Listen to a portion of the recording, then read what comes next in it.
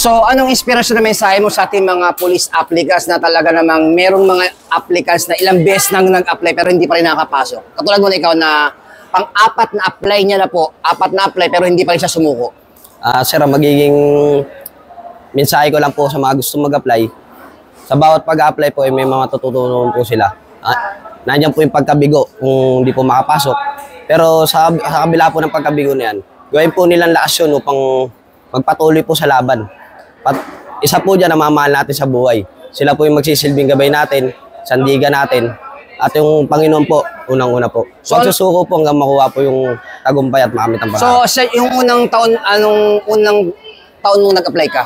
2020 po, sir. 2020? Pandemic po, sir. Pandemic, tapos saan ka nag-apply? Dito rin? NCR po, sir. Lahat NCR? Opo, sir. So, anong masasabi mo ngayon sa mahal mo sa buhay na ikaw ay graduate na? At bigyan mo siya ng inspirasyon na mensahe. Kahit wala na po yung papa ko, una po sa magulang, wala na po yung papa ko eh. Sa mama ko po na nagtaguyod sa akin, ganun po mga kapatid ko.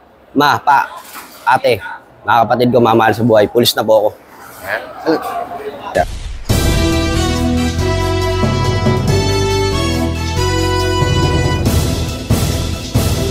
Ako po, si Police Senior Master Sergeant Mauricio Bonilla Ruiz.